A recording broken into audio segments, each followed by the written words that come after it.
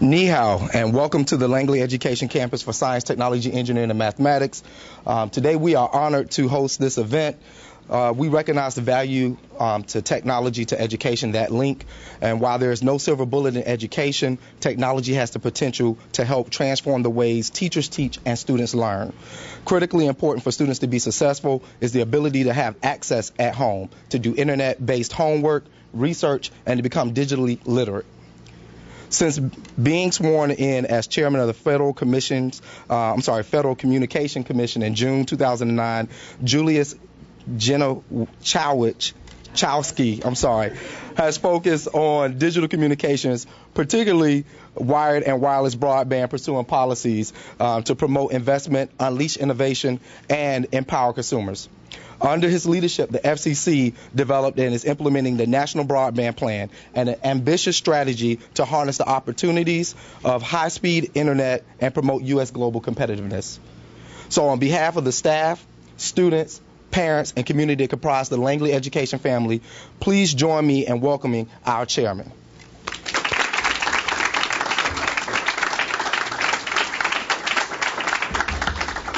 Well, it is great to be back at school. Thank you so much, Principal Moore, for that introduction, but more important, for what you do here every day. There are a lot of people who are participating in this. We think we have important jobs. You have the most important job, and we're here because we want to see you succeed, and we want to see the kids here succeed. It is great to be here with Commissioner Mignon Clyburn, my colleague on the commission. Commissioner Clyburn has been a tremendous partner over the last 2+ years. It feels like 3 months, but it's been closer to 3 than 2 years. Commissioner Clyburn brings great experience and perspective to our work, including her time on the South Carolina Public Service Commission and her years running a community newspaper. No one at the FCC understands the challenges real people face in their day-to-day lives better than Mignon Clyburn. She's been a consistent voice for the voiceless since she arrived at the commission, and in particular, a consistent advocate for greater broadband adoption. I want to thank my friend and distinguished predecessor, Michael Powell, who is here and will speak, for NCTA's strong commitment to promoting broadband adoption. Michael, for your leadership on this effort and for your many years of support for children and education. You just bring a tremendous range of experience and commitment to this. We wouldn't be here today without your tremendous dedication and your vision.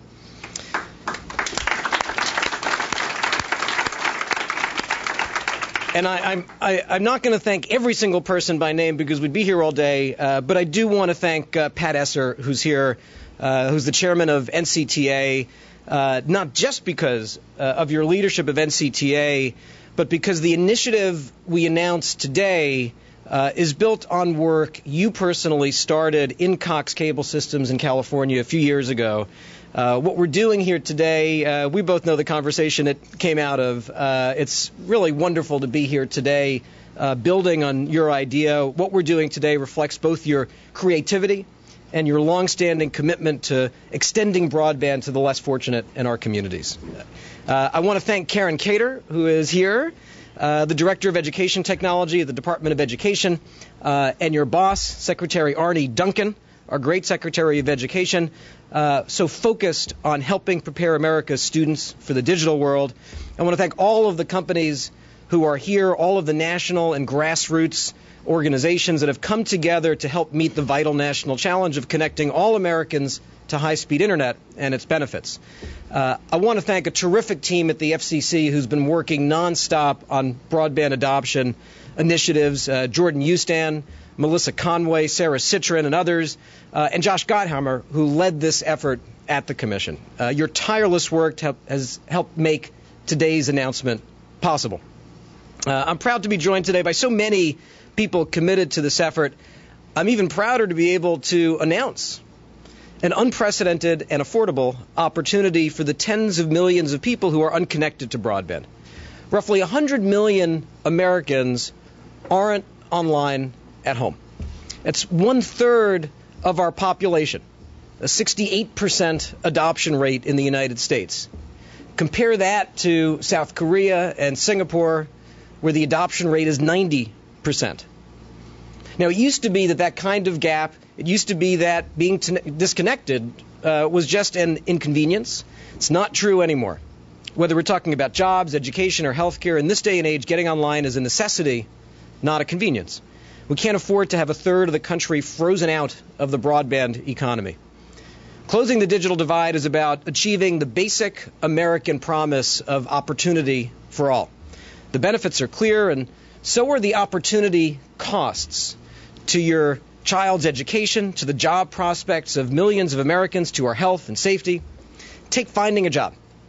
Today, more than 80% of Fortune 500 companies post their job openings online only and require online applications. And landing a job increasingly requires digital skills. It requires digital literacy. Studies show that 50% of today's jobs require technology skills, a percentage that's expected to grow to more than 3/4 in the next decade.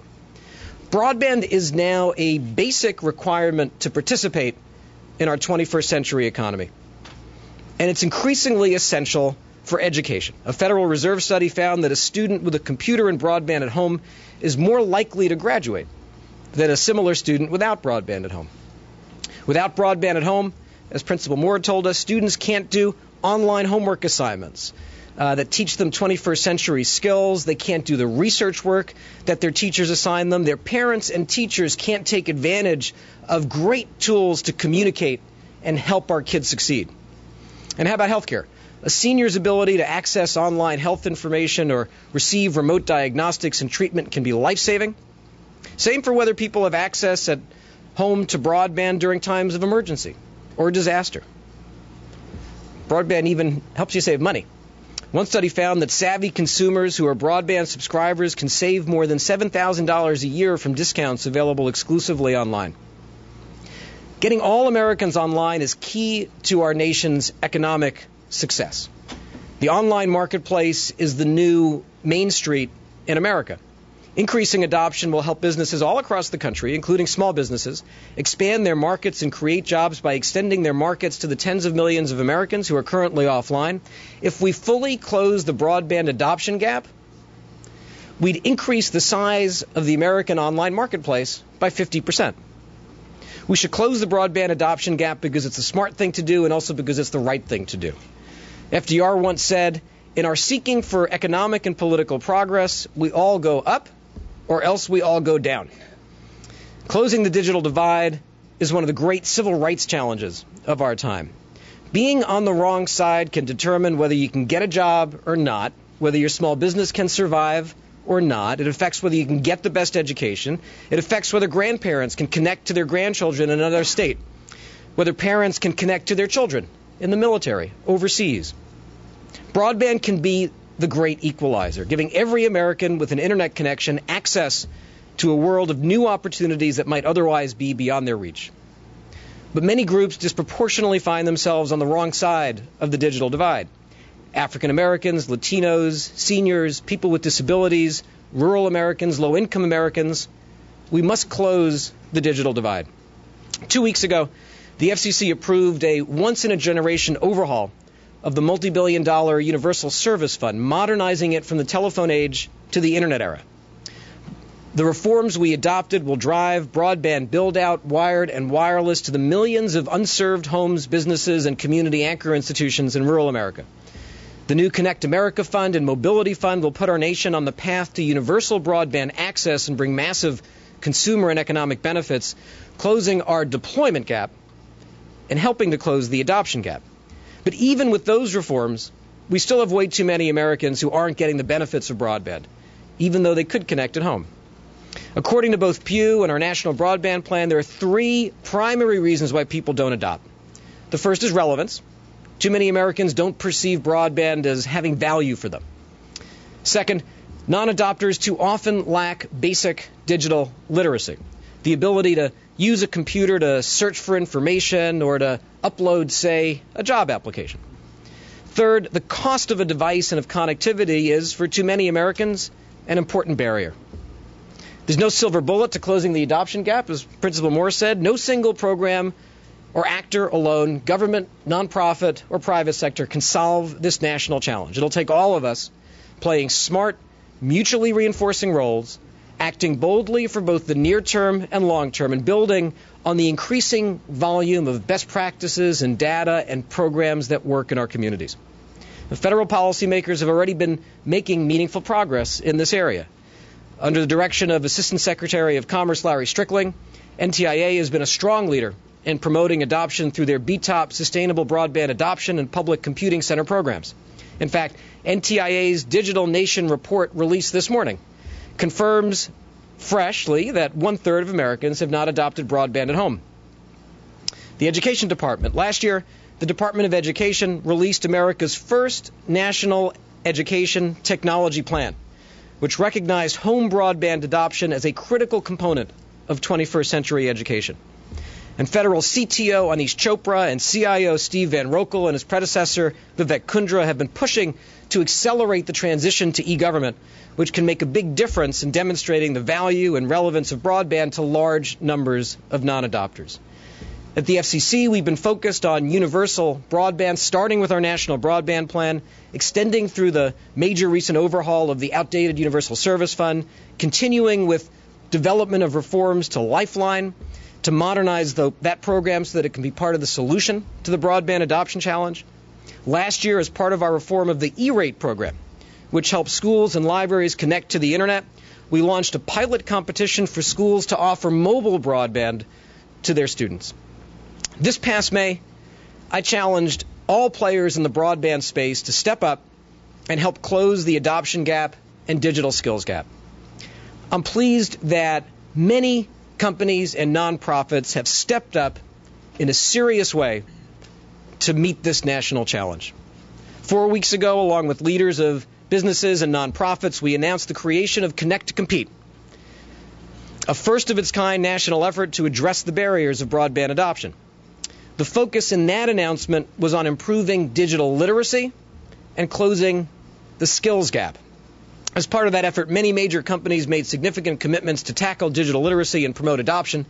For example, Best Buy announced that it will put its 20,000 Geek Squad agents to work beginning in 20 cities to train Americans in basic digital literacy. The nonprofit Connect to Compete is being led by Kelly Dunn, who's here today. Kelly's also the CEO of One Economy, which was founded and is still chaired by Ray Ramsey. It's long been a leading and respected nonprofit focusing on digital inclusion. We're fortunate to have such strong and capable leaders of this critical effort. Today, we're taking on the difficult challenge of cost, the primary obstacle to adoption for millions of Americans, especially minorities and those hardest pressed in these challenging economic times.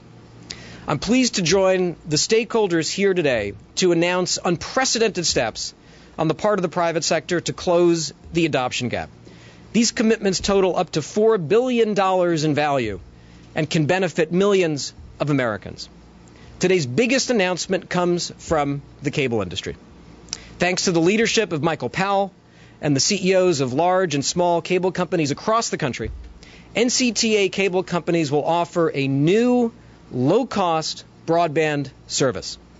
Low-income families with children eligible for the National School Lunch Program will be able to sign up for broadband internet for $9.95 a month, $9.95, with no installation fees, no activation fees, and no modem rental fees. That's roughly a 70% discount for school lunch families. What's that mean? Millions of children and their families in all 50 states would be empowered to get online at home. 6 months ago, when I had issued that challenge to help close the adoption gap, this is the kind of response I was aiming for. It's a remarkable offer from the industry. It's a big deal. It's a game changer. Allow me to thank each of the participating companies that are making this possible: Ben Broadband, Bright House Networks, Cablevision, Charter, Comcast, Cox, Eagle Communications, GCI, Insight, Mediacom, Midcontinent, Schoberg's Cable, Suddenlink, and Time Warner Cable.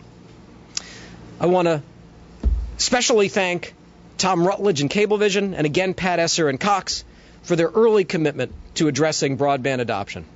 In fact, it was Cox's initiative years ago, as I mentioned, that got this going. Comcast also has been an early and important leader with its Internet Essentials initiative. Now, $10 a month for broadband, that's great. But most of the families who don't have broadband at home don't have a computer either. And it doesn't help if you have broadband but don't have a device to get online. Studies show that the upfront cost of a computer has been a substantial cost barrier, as substantial a cost barrier as the broadband service itself. Which brings me to our second big announcement. Redemtech, a technology refurbishment company, has committed to offering refurbished laptops or desktop PCs for $150 plus tax. These computers will be corporate grade with Core 2 Duo processors, 4 gigabits of RAM, Windows 7, and Microsoft Office. The software alone is valued at $250. Redemtech and these other companies are making it available for $150.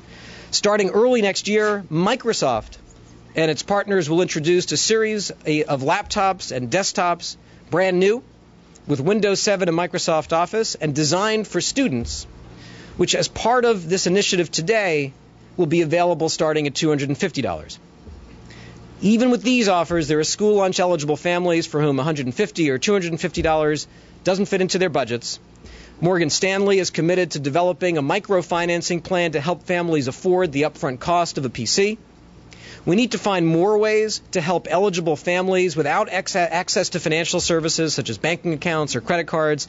I urge others to follow Morgan Stanley's lead in developing innovative and responsible ways to make sure low-income families can take advantage of the remarkable offers we're announcing today. On top of these announcements to tackle the challenge of cost, I'm pleased to announce new commitments to help Americans get the digital skills they need as part of the Connect to Compete initiative. Many of these partners are here today, and they'll talk about their commitments. First, I'd like to recognize several new nonprofit partners who've offered to spread the word about the importance of adoption. We all know that this effort will be won in America's communities, not in the halls of Washington. These nonprofit partners include United Way Worldwide and Common Sense Media, who are here today and are joining the ranks of more than a dozen community-based organizations. Also joining the initiative are Opportunity Nation, I Keep Safe, and America's Promise. I'd also like to recognize other private sector and government actors who are making substantial commitments to the Connect to Compete effort and are helping close the adoption gap. These include Odesk, which is here today. Also joining are the Appalachian Regional Council and the Delta Regional Authority, which have committed to helping with planning and implementation of the initiative. I'd like to recognize Glassdoor.com, Indeed.com, and Learning Express, companies that have offered to provide valuable job-related and education content to the Connect to Compete portal. In this difficult economy, everyone needs to work together and be part of the solution.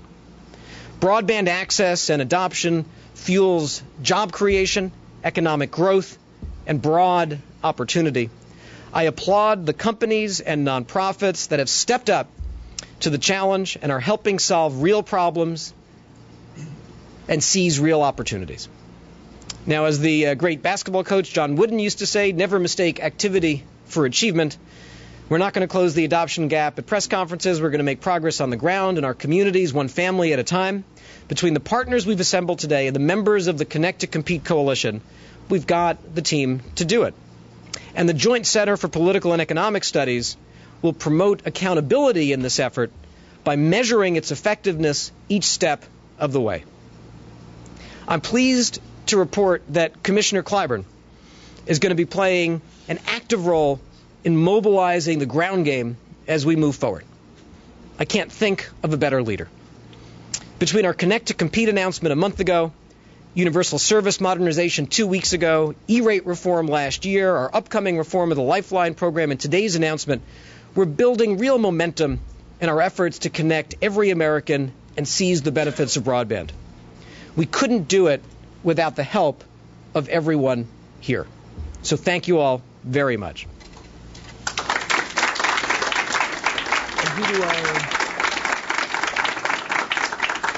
Let me introduce and welcome Commissioner Mignon Clyburn, my colleague at the FCC.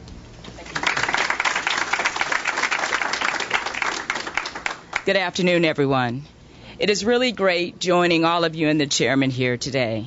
As a regulator who cares about education, healthcare, economic development, and emerging technologies, a bold new initiative aimed at narrowing the digital divide so more Americans can realize the incredible benefits of broadband truly excites me.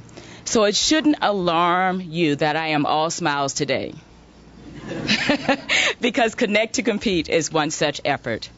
Too often, those of us who do good don't do especially well because we fail to connect and communicate effectively with those who stand to benefit the most from our efforts. But with the help of some incredible minds right here in this room, great government policies are being merged with great private initiatives, and our nation will be the better for it. Connect to Compete smartly realizes that broadband adoption needs to be confronted on the ground via personal relationships in close-knit communities.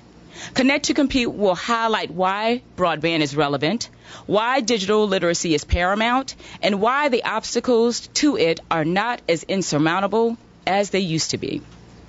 It rightly realizes that cost remains a huge issue and confronts this head-on through creative programs that the partners represented here today are initiating. But what is most important to me is that those who will be delivering that message to our neighbors will be librarians, their next-door neighbors, their families, and their friends. People who are not strangers, and people who have a long-standing history of caring and working in those communities that need a different level of engagement in order for them to realize their fullest potential. I am committed to being a part of that solution because of my own experiences in South Carolina and knowing and seeing firsthand that it really does take a village. Partners like One Economy, the Urban League, the United Way, and other groups that have built strong and lasting relationships with churches, boys and girls clubs, and school administrators can best get the adoption message across in ways in which many regulators cannot. This initiative will give these organizations the tool to do this, and I applaud the entities who have stepped up to help. I am hopeful that more friends will reinforce the message on the massive upsides of adoption and that more people will begin to listen. Coupled with the low-cost hardware and service offerings that our partners will put forth, I am excited to get this going, and I'm looking forward to seeing what I feel will yield great results. I look at these beautiful faces in the room, and I am excited. Those beautiful faces right here. I don't want you to get confused. Right here. So thank you, Chairman Genachowski, for your energy and dedication to broadband adoption. Thank you, all of you, the partners, for realizing how much we all benefit when there is universal broadband availability and participation.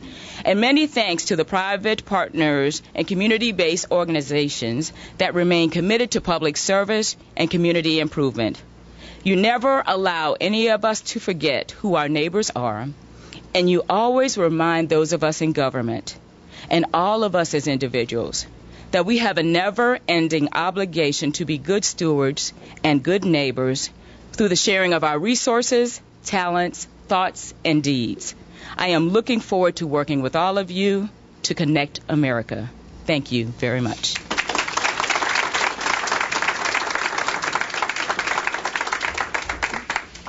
Thank you very much, and it's my pleasure to represent Secretary Duncan and the U.S. Department of Education today and add our thanks and actually admiration for the leadership and the work of the FCC, of Michael Powell and your organization, the companies, the partners. We live in extraordinary times, and we have an extraordinary opportunity. We have a global economy, we're in a digital age, and we have to make sure that not only is every single person connected and having access, but also we need to ensure full participation. Participation in the opportunity to learn, the opportunity to access information, the opportunity to have a voice and to tell people stories and to teach other people what we know. Every single person needs to have a voice. I also want to thank the students that are here. Thank you for your hard work. Keep it up every single day. We want to make sure you and all of your peers have a great future to look forward to, and with that, an opportunity to excel. So thank you very much.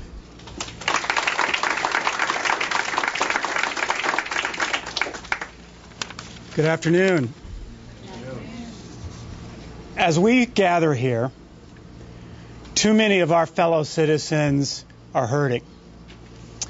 struggling with an ailing economy.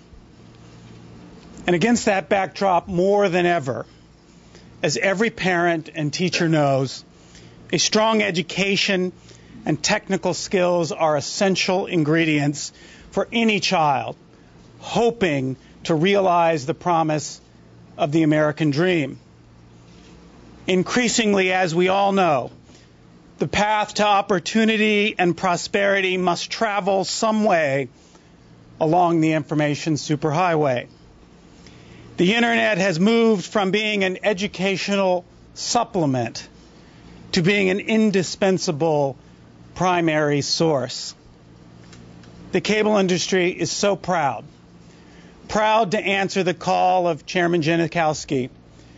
And if I can say, Mr. Chairman, great leaders lead. And without your vision, your commitment, and your passion, we wouldn't be sitting here today. And we're pleased to be following in the path that you've cut for us all. Cable is proud to take its rightful place and roll up its sleeve to fill in the gap that we're speaking of. We're proud to be able to offer low-cost broadband access to the country nationwide. This is a huge effort, but it's a natural extension of our long commitment to ensuring that we don't just celebrate technology, but that we ensure that people keep pace with the technology that we're so enchanted with. So this is a proud day, and it demonstrates the power of partnerships. But I can tell you this, the warm feelings and pride we feel today are going to pale in comparison to the pride we feel years from now, when the young men and women in front of us take their rightful place on podiums and stages across the United States, having benefited from the good work of the community gathered here today. We're pleased to be part of that. I'm honored to be one of the members, and thank you very much.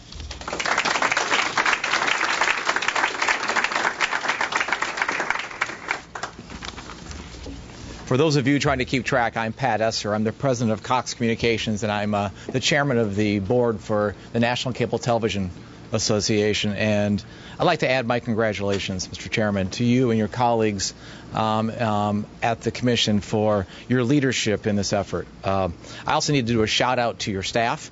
I don't think people realize how hard your staff has worked in engaging us with a program as we look at this that we think is wide-reaching, we think is comprehensive, we think is implementable, if that is such a word, and it'll be truly impactful.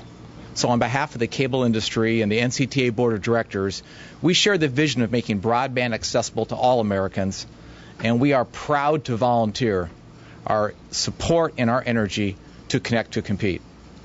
My company, selfishly Cox, and many of my peer companies have been focusing on this issue for a number of years. And at Cox, I think we've led a lot of efforts and important efforts in states like California and Virginia and others, really targeting overcoming this barrier to adoption for low-income families and their school-age kids. And I'll be the first to say that you can't do it by yourself. It takes a partnership. It takes a team to pull this together. And it's really impressive, the partners you've brought together, because it's a mix of hardware experts, education experts, training, coaching that brings us all together and makes this work. The fact that you have all these people present gets us excited as an industry about being part of this. And I think that we can help with our energy make this thing successful. Also, as a person spending in the cable industry a long time, I share Michael's pride. For a number of years, back to 1996, when we saw the importance of education and the importance of the Internet and broadband in classrooms, we began connecting schools across this country. And that grew into a program called Cable in the Classroom, where our peers in the programming side of the business joined us. And we saw the importance of putting tools in the hands of educators so our kids could advance. And now today, with Connect to Compete, this is our opportunity as an industry to double down and make a bet on the future of our kids. So with that, again, I say congratulations, Mr. Chairman. You have our support, and we share your excitement, especially as we think about our kids, we think about their future, we think about their families, and we think about our communities. Thank you for the invitation today.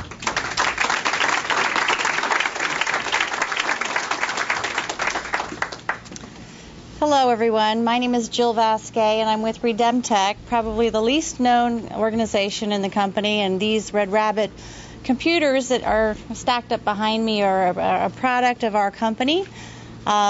We have been serving American business for 14 years now, taking high-quality used equipment out of the commercial market, out of the commercial business place, and professionally refurbishing those and making them available to the American marketplace.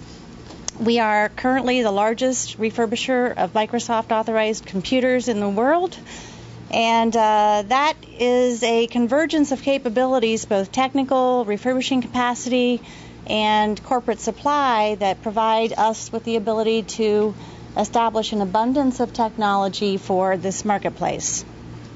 We're very excited to be involved in the initiative of providing computers to families that may have never had a computer in their home.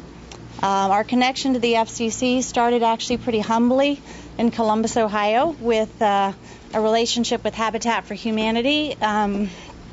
They reached out to us to see if we would be good enough to provide computers for the Habitat families in the Columbus area, because we felt that, and they felt that it was not a convenience, but it was simply an essential modern appliance for those families struggling to succeed. And so we did agree, and we have since launched a program called Serious Good that is taking corporate computers and providing them to families all over the country, both at no cost and for free. And with this program, really expanding the capacity for us to deliver wonderful things through the One Economy organization. So we're very proud to offer a high-quality computer with free shipping, with technical support, competitive warranties, and free recycling. This provides a closed-loop, responsible product offering that is simply not offered anywhere else in the industry today. So we look forward to a sustained and very long relationship with One Economy and Connect to Compete. Thank you.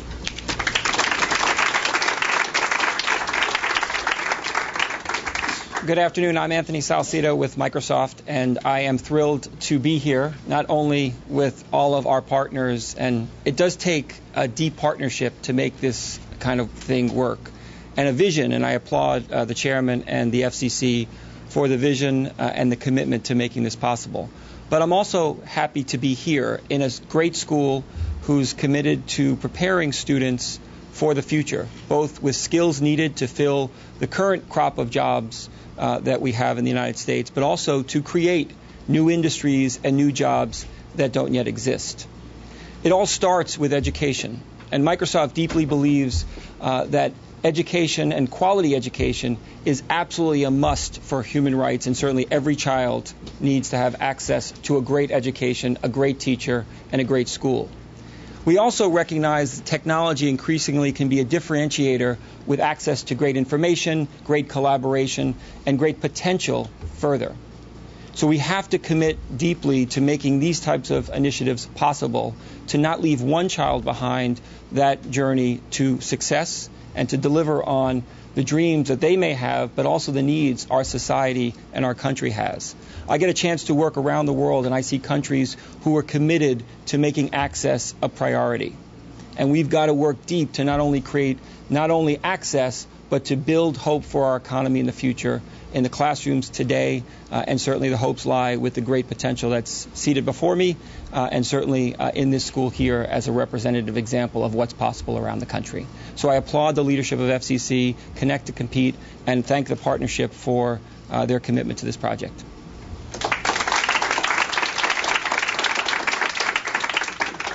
Good afternoon, everyone.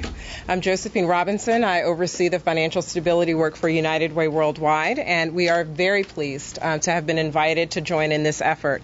And we would like to applaud the FCC and Connect to Compete for this public-private partnership and the leadership that's evident in the vast array of companies and partners on the ground to create more access to students, families, and the community so that they have access to high-speed internet, and also training, regardless of where they live or how much money they make, that they have the access to the full spectrum of information and resources that are out there, and that we can equalize the playing field so that students can compete to further their education and adults can compete for those jobs that are available out there. The array of resources that are going to be available is what is most exciting to United Way Worldwide, and our 1,200 plus local United Ways across the United States are very proud and pleased to be able to work with Connect to Compete to disseminate this information through our vast network across the country, and to help make sure that these services and resources will be provided to these individuals on the ground through the agencies and organizations with which we partner with.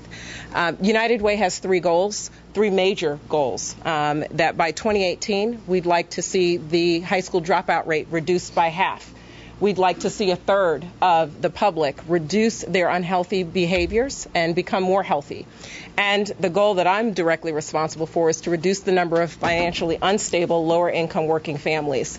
We can't do that without you all. This work, this partnership, the reach that's going to happen with respect to broadband access is going to make all three of those major goals a reality, and us capable of doing that in partnership together. So, again, we are very pleased to have been invited into this. We will share widely this information with as many of our partners on the ground as possible to make this vision real. Thank you.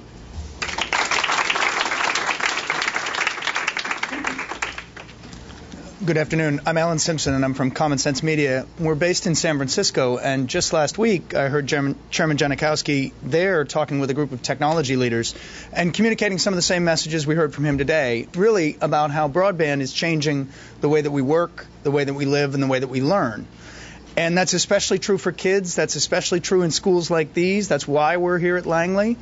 And it's why it's especially important that we take steps to enable and prepare kids and families and schools, not just to get broadband, but to get broadband right.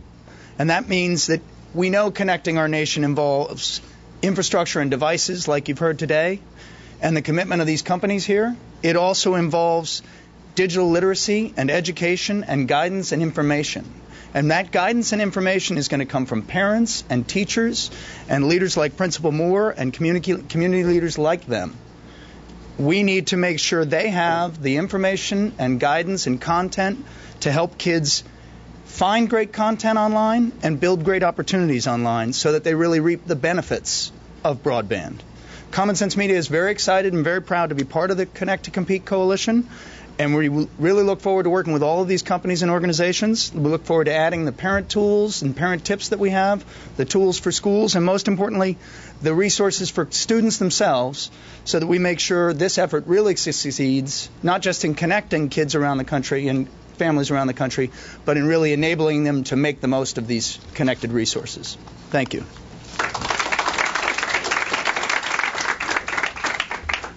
Good afternoon. My name is Gary Swart. I'm the CEO of Odesk, and it's my pleasure to be here to lend my support to Connect to Compete. My company, Odesk, knows firsthand the impact that the Internet has on the world of work. Last month alone, more than 100,000 new job opportunities were created online, just through our online workplace. More than 100,000 jobs available online to anyone with a connection, the ability to access them, the desire to apply, and the skills to complete the work. So far this year, more than $180 million has been done just in our online workplace. Companies have hired writers, customer service people, artists, bookkeepers, any work that can be done in front of the computer. As people across this country struggle to find jobs, online work presents an unprecedented opportunity for American workers to build careers, regain financial stability, while staying in their homes and thriving in their communities. That's why Odesk is proud to support to Connect to Compete, and why today we're announcing our commitment to provide comprehensive online training for work opportunities only available via the Internet. This training will guide workers on how to access, how to apply, how to succeed at positions in the new online workplace. And each month, businesses on Odesk will continue to post more than 100,000 new online work opportunities. Thank you very much.